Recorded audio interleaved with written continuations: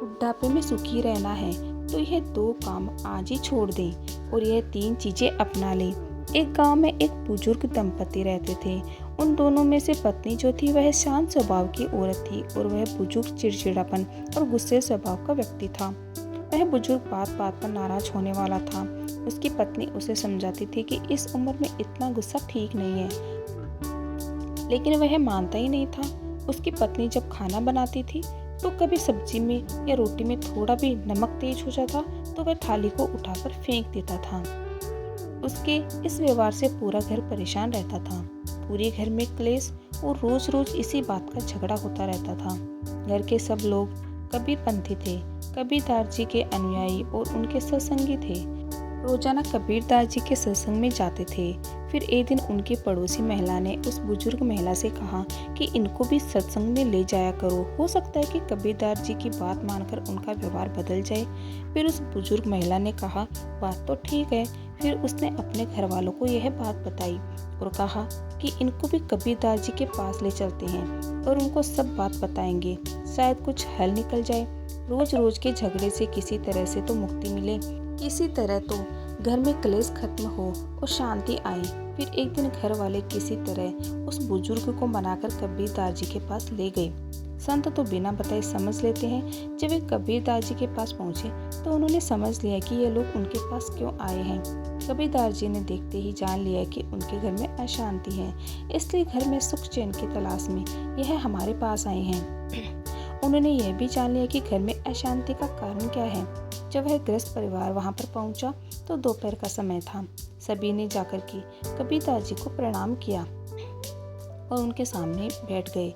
उस वक्त कबीरदास जी अपनी कुटिया में बैठे बैठे कुछ लिखवा रहे थे। कबीरदास जी की धर्मपत्नी का नाम था लोई। अचानक कबीरदास जी ने माता लोई से कहा कि लोई, जरा दीपक जलाकर लाओ, मुझे कुछ ढूंढना है। कबीरदास जी ने जब दीपक मंगाने का आदेश दिया तो उस बुजुर्ग को बड़ा आश्चर्य हुआ। ये दोपहर का समय है, अच्छी खासी धूप खिल रही है, ऐसे में दीपक मंगाने का क्या प्रयोजन है। अब वह बुजुर्ग सोचता है कि यह महात्मा या तो मूर्ख है या फिर पागल है। भला सूरज की अच्छी खासी रोशनी है और यह दीपक मंगा रहे हैं, यह तो अजीब महात्मा है। वह बुजुर्ग मन ही मन ऐसा सोच रहा था। तब तक माता लोई जलता हुआ दीपक लेकर हाजिर हो गई। उन्होंने चुपचाप दीपक उनके पास रखा और अंदर चली गई। अब वह बुजुर्ग सोचता है कि उनकी पत्नी भी क्या खूब है, इसने तो यह भी नहीं पूछा कि पागल हो गए हो। दिन है, दोपहर का समय है, अच्छी खासी धूप खिल रही है, फिर दीपक क्यों मंगाया है। मैं बड़ा चक्कर में हूँ, मैं यहाँ कहाँ आ गया पागलों की बस्ती में। यह महात्मा तो सचमुच पागल है, यह महात्मा तो पागल है ही। सबसे बड़े पागल मूर्ख तो इसकी पत्नी है। यह पागल मेरे घर में शांति लाएंगे, यह मेरे घर के कलेश को खत्म करेंगे, यह मेरे बुढ़ापे को ठीक करेंगे। उसके मन में सवाल पर सवाल उठ रहे थे, लेकिन उसने उस वक्त कुछ नहीं कहा और गुस्से में बैठा रहा। कबीरदास जी ने उसके मन की बात समझ ली कि यह गुस्से से तिलमिला रहा है और हमें पागल समझ रहा है। उन्होंने यह भी जान लिया कि गुस्सा इसे इसलिए आ रहा है कि लोई ने एक भी सवाल मुझसे क्यों नहीं पूछा, इस बेवकूफ के लिए वह हमसे लड़ी क्यों नहीं। कबीरदास जी समझ तो गए, लेकिन बेपरवाह होकर दीपक की रोशनी में लिपटे रहे। उस गुस्सेल बुजुर्ग आदमी ने बड़बड़ाते हुए अपने बच्चों से कहा कि यह पागल लाएगा हमारे जीवन में शांति। अब हद हो गई, चलो यहाँ से, मैं एक क्षण भी यहाँ पर नहीं रुक सकता। यहाँ से शीघ्र चलो, मुझे नहीं रुकना, यहाँ पर मुझे इससे ज्ञान नहीं लेना है। फिर उस बुजुर्ग को बड़बड़ाते हुए कबीरदास जी ने सुन लिया तो उन्होंने कहा, क्या बात है बाबा, कोई समस्या है क्या। फिर वह बुजुर्ग आदमी बनावटी हंसी हंसते हुए बोला, नहीं नहीं महाराज, कोई समस्या नहीं है, आपके दर्शन करने के लिए आए थे सो हो गए। अब हमें अपने घर पर चलना चाहिए, इसलिए हमें आज्ञा दीजिए। कबीरदास जी ने कहा, अरे भाई, तुम हमारे पास आए हो, हमारे अतिथि हो, बिना अतिथि सत्कार के कैसे जा सकते हो। उन्होंने माता लोई को आवाज लगाई। माता लोई तुरंत आई और हाथ जोड़कर खड़ी हो गई। कबीरदास जी ने कहा कि यह बाबा थोड़ी जल्दी में है और ये जाना चाहते हैं, जल्दी से 2 गिलास दूध लेकर आओ। फिर उस बुजुर्ग ने मना किया, अरे नहीं नहीं महाराज, घर से भोजन करके आए हैं, दूध की कोई आवश्यकता नहीं है। लेकिन कबीरदास जी ने कहा कि आप हमारी कुटिया में पहली बार आए हैं, बिना अतिथि सत्कार के कैसे जा सकते हो। फिर वह बुजुर्ग चुप हो गया। माता लोई बिना कुछ कहे और बिना कुछ पूछे अंदर गई और 2 गिलास दूध लेकर हाजिर हो गई। कबीरदास जी ने 1 गिलास दूध उस बुजुर्ग आदमी को दे दिया और 1 गिलास स्वयं ले लिया। अब जैसे ही उस बुजुर्ग आदमी ने दूध की घूंट ली तो दूध इतना कड़वा था कि उसका उल्टी करने का मन हुआ। दूध में नमक ही नमक था। उसका मन हुआ कि दूध को फेंक कर इस महात्मा के सिर पर मारे, क्योंकि उसका तो रोज का यही काम था। कभी मिर्च ज़्यादा लगे तो फेंक दी थाली, कभी नमक ज़्यादा लगे तो फेंक दी थाली। अब उसने कबीरदास जी की तरफ गुस्से से देखा। कबीरदास जी तो बड़े सहज भाव से दूध पी रहे थे। उनके चेहरे पर ऐसा कोई भाव नहीं था। उसका तन जल गया। कहा तो कुछ नहीं, पर मन ही मन कहा कि आज कहाँ यह घर वाले मुझे ले आए। यह संत है, यह तो सचमुच ही कोई पागल इंसान है। हद हो गई। गिलास को एक तरफ रख दिया और कबीरदास जी से कहने लगा, महाराज अहो भाग्य मेरे, अब हम चलते हैं। कबीरदास जी ने कहा, शायद तुम कोई समस्या लेकर आए थे। तुमने अपने आने का कारण तो बताया नहीं, ऐसे कैसे जा सकते हो। कोई समस्या क्या है तो बताओ, शायद हम कोई हल निकाल सके। बुजुर्ग बोला, अरे महाराज छोड़िए, आप क्या हल निकालेंगे। आए तो हम समस्या लेकर ही, लेकिन अब जा रहे हैं। हमने सब देख लिया, तुम्हारे बस की बात नहीं है। कबीरदास जी ने कहा, अरे जब समस्या लेकर आए थे तो बताने में क्या हर्ज है। आखिर बताओ तो सही, हो सकता है कोई समाधान निकल आए। बुजुर्ग ने कहा, चलो पूछ ही लेता हूँ। वैसे मुझे लगता नहीं कि तुम्हारे पास मेरी समस्या का कोई हल होगा। कबीरदास जी ने बार बार पूछा तो उस बुजुर्ग आदमी ने कहा कि सुनो, मेरे घर में कोई भी मेरी इज्जत नहीं करता। सब मुझे हीन दृष्टि से देखते हैं। कोई मेरा कहना नहीं मानता। सब अपने अपने में रहते हैं। मेरे घर में बड़ा क्लेश और अशांति है। मैं अपने घर में शांति और समृद्धि चाहता हूँ, इसलिए आपके पास आया था। लेकिन आपकी मूर्खता देखकर मुझे पक्का विश्वास हो गया कि आपके पास मेरी समस्या का कोई समाधान नहीं हो सकता। मेरे घर में शांति लाने के लिए आप कुछ भी नहीं कर सकते। कबीरदास जी मुस्कुराए और कहने लगे, हम जानते हैं तुम्हारे घर में अशांति और कलेश रहने का क्या कारण है, और हमने तुम्हें हल भी बता दिया, लेकिन शायद अभी तक तुम समझ नहीं पाए। जब कबीरदास जी ने ऐसा कहा तो बुजुर्ग आदमी बोला, वाह कमाल की बात है, आपने हल भी बता दिया, लेकिन जब से हम आए हैं तब से आपने तो एक शब्द भी नहीं कहा, फिर कैसे हल बता दिया। कबीरदास जी ने कहा, सुनो, याद करो, जब तुम आए थे तो हमने तुम्हारे सामने ही अपनी पत्नी से जलता हुआ दीपक मंगाया था कि नहीं। फिर बुजुर्ग आदमी ने कहा, हाँ मंगाया था। तो कबीरदास जी ने कहा कि हमारी पत्नी ने तुरंत हमारी आज्ञा का पालन किया और बिना कुछ पूछे और बिना कुछ कहे हमारे आज्ञा का पालन करते हुए जलता हुआ दीपक लेकर आई। उसने यह तक नहीं पूछा कि दोपहर है, ऐसे में दीपक की क्या आवश्यकता है। उसने वही काम किया जो हमने उससे कहा था।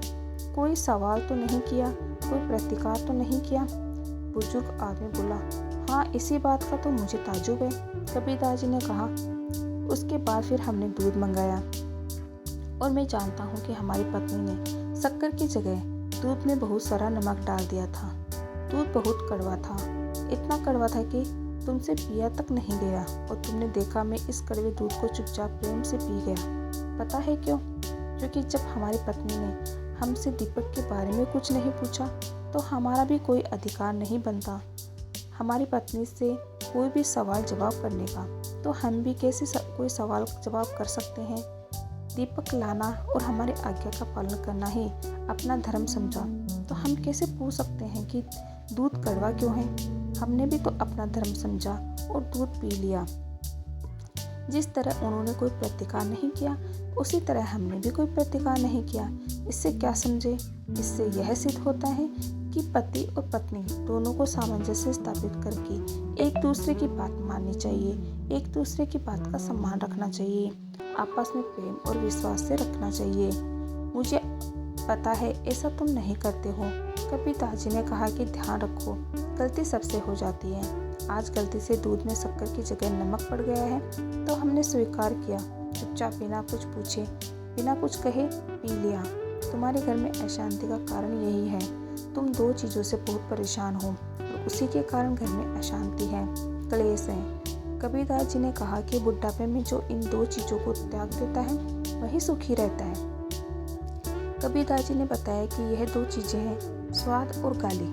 बुढ़ापे में सुखी रहने के लिए जरूरी है कि हम स्वाद और गाली को छोड़ दें, तो घर में शांति रहेगी, बुढ़ापा चैन से कटेगा। हमें समझना चाहिए कि घर में जो महिला भोजन बनाती है कितने भाव से और मन से और परिश्रम से भोजन पकाती है।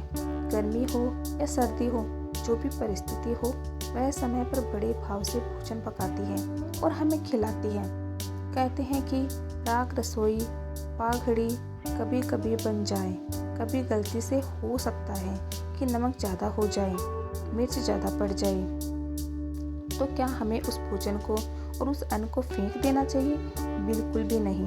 हमें यह समझना चाहिए कि जिस स्त्री ने, तुम्हारी पत्नी ने या तुम्हारे पुत्र वधू ने इतने परिश्रम और भाव से भोजन बनाया है, तो हमारा धर्म है उसको स्वीकार करें। तो गलती से नमक मिर्च ज़्यादा हो गई हो तो कोई बात नहीं, हमें उसकी प्रशंसा करते हुए भोजन ग्रहण करना चाहिए।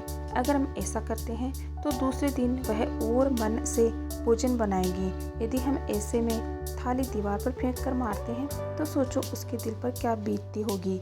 क्या उसके मन में तुम्हारे लिए कोई सम्मान बचेगा? हरगिज़ नहीं। यह उस स्त्री का और अन्न का दोनों का अपमान है। हमें यह अपमान कदापि नहीं करना चाहिए। जहाँ भोजन और स्त्री का अपमान होता है, उस घर से माता लक्ष्मी सुख शांति चली जाती है। इसलिए भूलकर भी ऐसा नहीं करना चाहिए। कबीरदास जी कहते हैं, इसलिए दो चीज़ स्वाद और गाली हमें त्याग देनी चाहिए। जैसा भी मिले भगवान का भोग समझकर ग्रहण करना चाहिए, तो बुढ़ापे में कोई कष्ट नहीं होगा। स्वाद और गाली दोनों ही बुढ़ापे में दुखदायी होते हैं। अब उस बुजुर्ग को पूरी बात समझ में आ गई कि मेरे घर में अशांति क्यों बनी हुई है। उसने दोनों हाथ जोड़ लिए और कबीरदास जी से क्षमा मांगी और कहा कि मैं अबोध हूँ, पता नहीं मैंने क्या क्या सोचा आपके बारे में। मैंने तो अनुचित वचन कहे। आप मुझे उदारता और विशालता दिखाते हुए क्षमा करने की कृपा करें। आज से मैं हरगिज ऐसा नहीं करूँगा। फिर कबीरदास जी ने उसको क्षमा कर दिया और कहा कि आज और इसी वक्त यह संकल्प लो कि स्वाद और गाली को यहीं छोड़कर जाओगे। फिर आगे कबीरदास जी ने कहा कि सुनो, यदि बुढ़ापे में सुखी रहना चाहते हो तो इन दो चीज़ों का त्याग कर दो।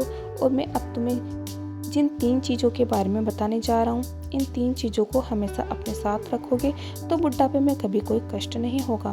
बुजुर्ग ने कहा कि मैं आज से ही स्वाद और गाली का त्याग करता हूँ। लेकिन वह तीन चीज़ें कौन सी है महाराज जो मुझे साथ रखनी चाहिए, कृपया बताने की कृपा करें। कबीरदास जी ने कहा कि जिनका जीवन अनुशासित होता है, सफलता उनके दरवाजे पर दस्तक जरूर देती है।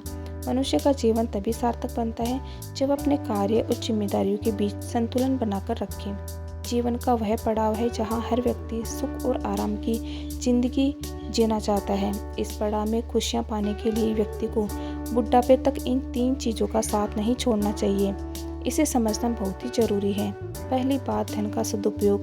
धन ऐसी चीज़ है जो अपना और पराये के बीच फर्क समझा देती है। जब तक आपके पास पैसा है, रिश्ते नाते सब जगह आपकी पूछ होगी, लेकिन जब धन का अभाव होगा तो अपने भी साथ छोड़ देते हैं। यह दुख तब और बढ़ जाता है जब व्यक्ति ढलती उम्र में हो।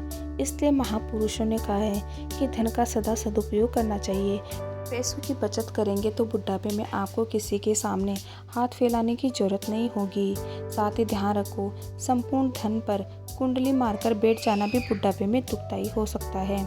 दूसरी बात है अनुशासन। अनुशासन और अभ्यास से ही आत्मविश्वास पैदा होता है।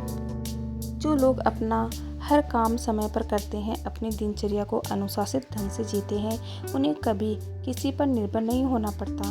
वह अपने हर लक्ष्य को प्राप्त कर ही लेते हैं। शुरुआत से ही व्यक्ति को अपने काम को सही समय पर और सही तरीके से करने की आदत हो तो उसे बुढ़ापे में तकलीफ नहीं सहनी पड़ती है। समय पर और ऋतु के अनुसार खान पान, सही समय पर सोना जागना, व्यायाम व हर कार्य निश्चित समय पर करना चाहिए, जो अच्छी सेहत के लिए बहुत ज़रूरी है।